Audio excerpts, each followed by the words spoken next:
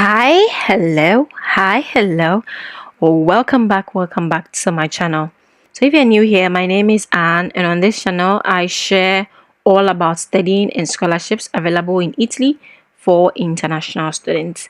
So in today's video, I'm about to talk to you about DSU POLIMI. Okay, so another regional scholarship that is open, and that is the regional scholarship for the Polytechnico di Milano. Okay,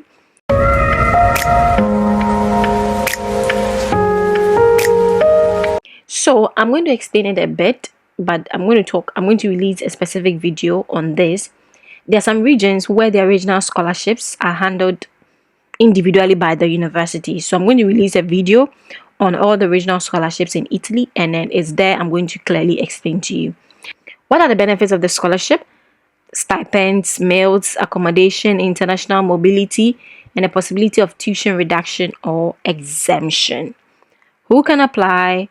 Bachelor's, master's, single cycle degree program, specialization programs, PhD program, if the candidate is not a beneficiary of any scholarship or research fellowships. Okay, the first thing we're going to talk about is that of the economic requirement.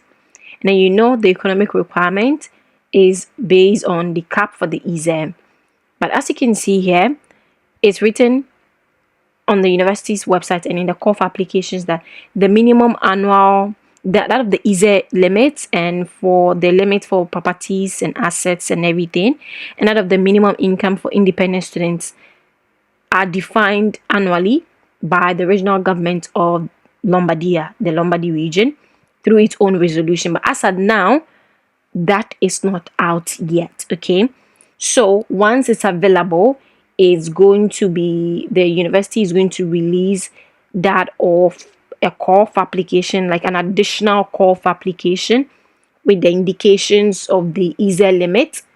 And with the easy limit not being available, it means it's going to affect that of the actual amount of money that the students will get. That means I cannot tell you at face value the amount that maybe someone with an easy value of a particular range can get. Okay, so that is what it means. But the scholarship is open and you can apply for it. Now let us talk about the merit requirements. You know, the regional scholarship come with economic requirements and merit requirements. So now we're going to talk about the merit requirements. And as you can see here, for students enrolling starting from the first semester, there is a need for those that will be enrolling in first year for Bachelor of Science, Master of Science, and single cycle Master of Science courses. They are required to, during the first year, they are required to have 35 credits if enrolled in study programs of the schools of engineering and architecture. That is, if they are starting, they are enrolling from the first semester. Then a minimum of 40 credits if enrolled in the study program of the School of Design. Okay, then for students who will be entering or will be starting from that of the second semester of Master of Science programs, so it is required for them to have 17 credits. Okay, and they are required to have this by that of 10th of August 2026. As you all know, that of merit requirement for regional scholarships for first year, the merit requirement is calculated ex post. Okay, so it means that getting to the end of the first year, for you to get the remaining amount of the scholarship, it will depend on you having gotten the required credits for you to be able to get the remaining amount and for you to be able to renew the scholarship for the second year. Okay, so please take note of this. Now let's go for the merit requirements for second year or the subsequent years. You can see here those from the School of Architecture or Engineering, 35 credits second year. Design, 40 credits.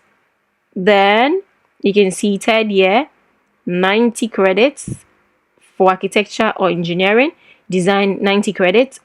Then that of the 7th and final semester, 150 credits. Okay, for both School of Architecture, Engineering, and then also the School of Design.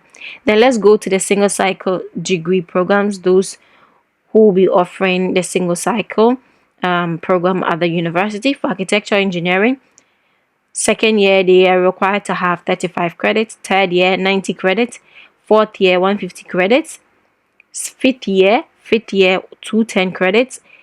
Then 11th in the final semester they are required to have 270 credits. Okay, for those, this is for bachelors, don't forget, this for bachelors, this for single cycle. Master of Science, for those offering Master of Science, the second year they are required, if they are from that of the School of Architecture Engineering, they are required to have 35 credits. From the School of Design, they are required to have 40 credits. And then the fifth and final semester, they are required to have 90 credits. Okay. Then for Master of Science enrolled in the second semester, for those students, if they are going to the School of Architecture, Design, or Engineering, they are required to have 29 credits. Okay, the second year.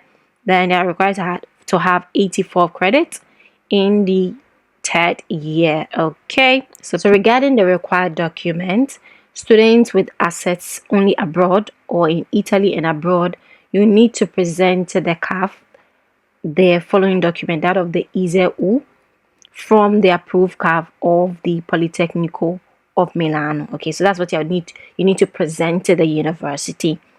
The university acquires the equivalent ISEE and that of the one regarding assets, the value of your assets and properties and everything.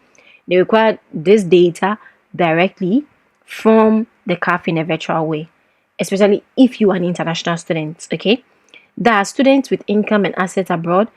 You do not need to input any subscription date, because for those within Italy who were presenting that of the ISEE, they are required to indicate that of the subscription date.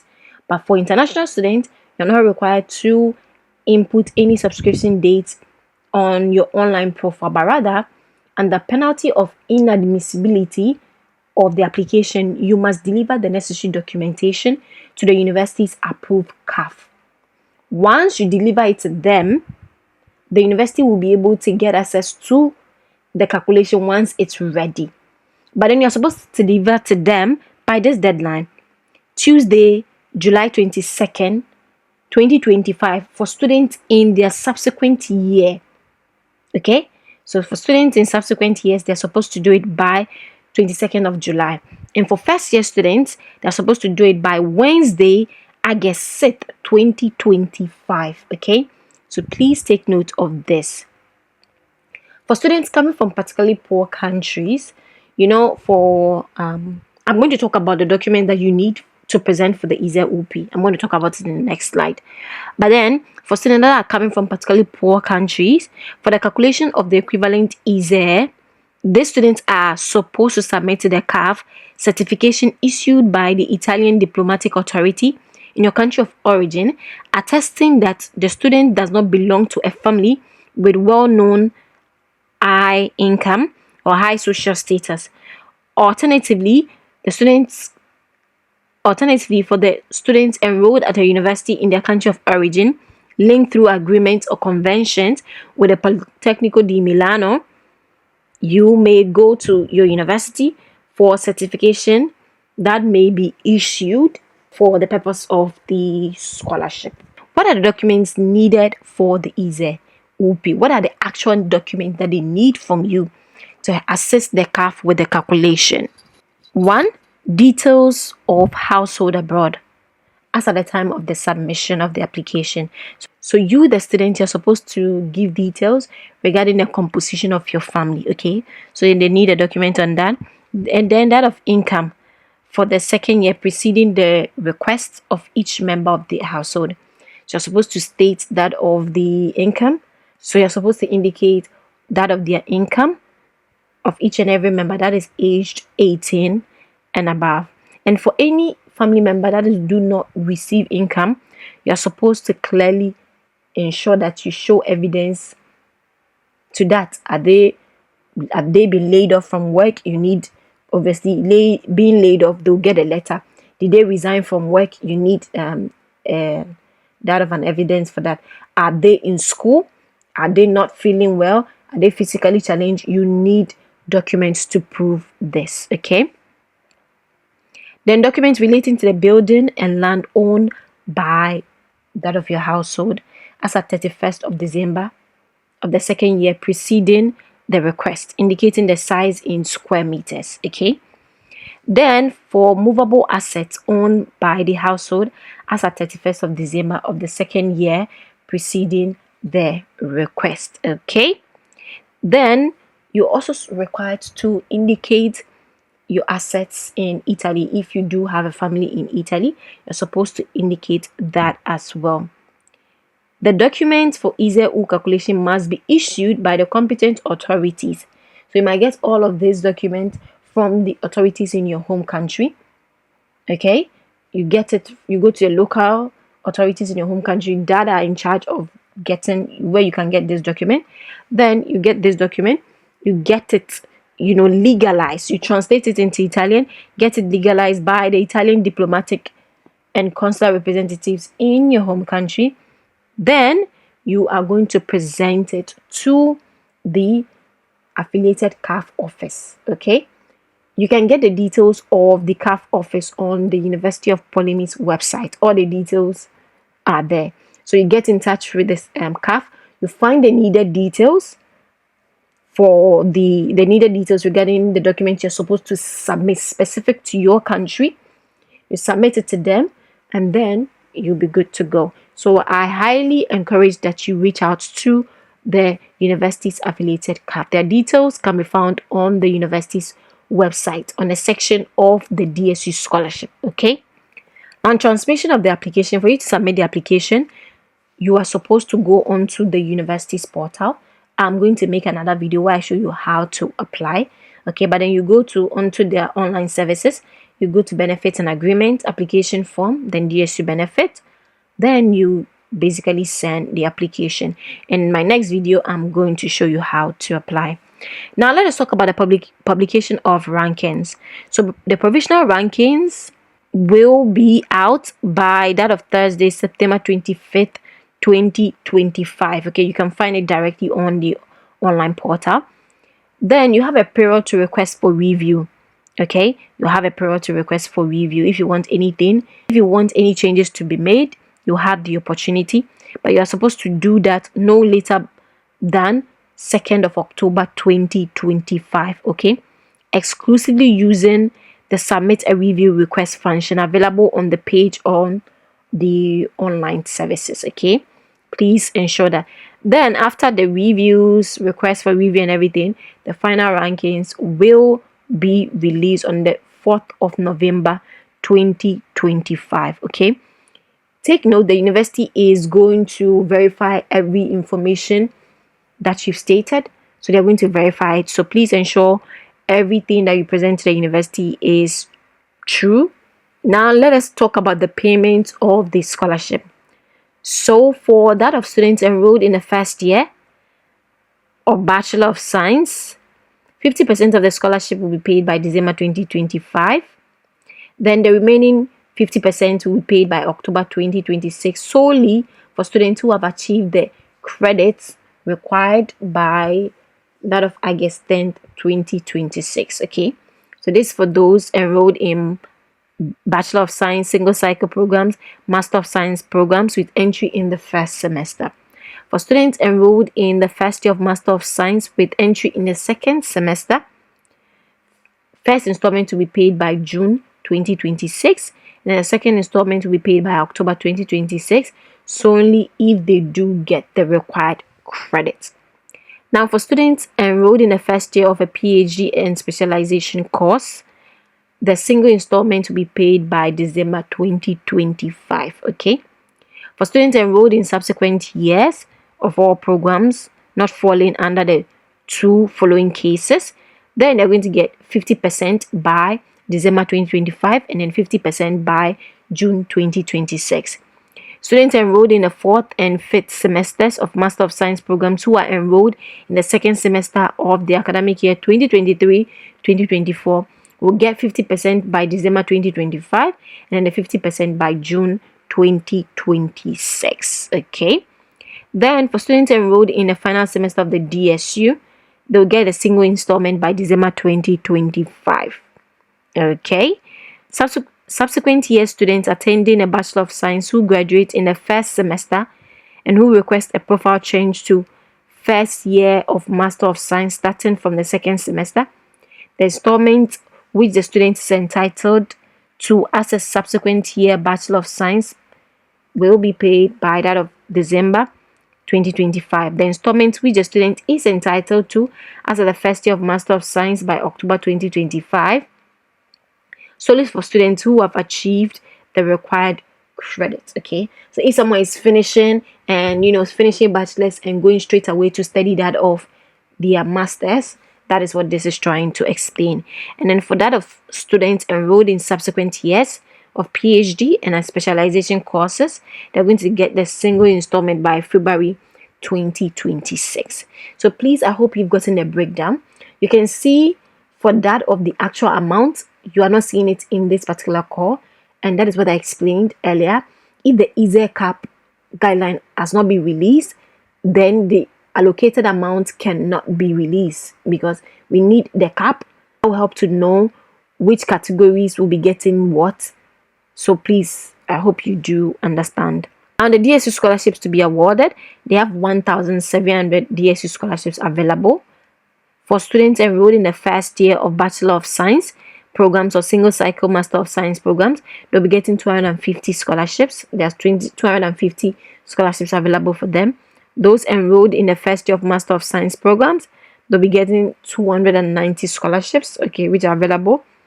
Then students enrolled in the first year of PhD and specialization courses, there are 10 scholarships available. Then for students enrolled in subsequent years of all programs, they have 1,140 scholarships available for such students. And then for students enrolled in subsequent years of PhD and specialization courses, they have 10 reserved scholarships for them. So this, as you can see, these are the total number of scholarships available to be given out to students for the 2025-2026 intake of the DSU scholarship. Okay, so I hope you understand.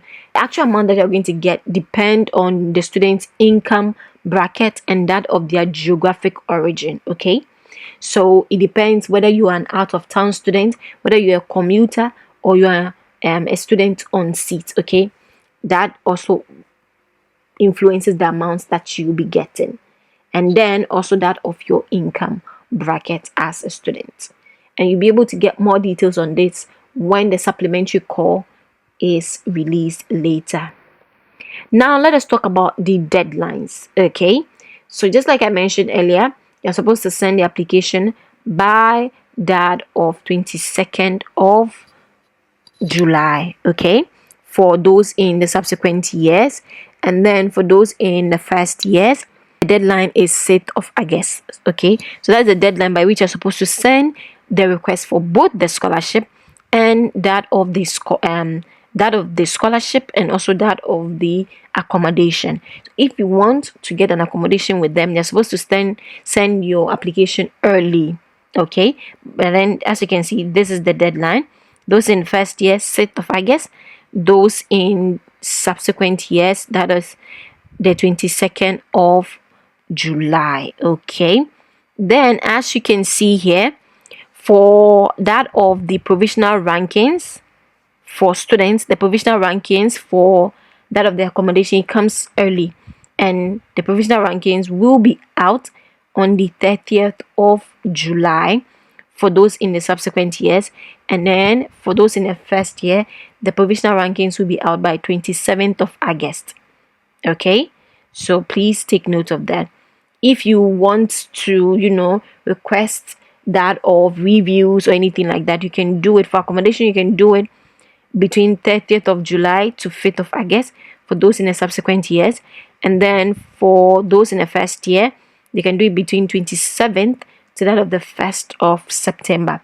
This is all for the accommodation. Then that of the definitive rankings will be out on the 21st of August for those in the subsequent years, and then the 9th of September for those in the first those in their first year. Okay, so please take note, this is for the accommodation. Then for that of the scholarship, as you can see, the same deadline, but then the provisional ranking list will be out on the 25th of September. Then if you want any form of reviews to be made after the provisional ranking lists have been released, you can do that between 25th of September to 2nd of October. Then the definitive ranking list will be out on the 4th of November 2025. So that is it, guys. If you found value in this video, don't forget to like, share, subscribe. I'm going to see you in my next scholarship video where I'm going to show you how to send the application for the DSU POLIMI. Bye.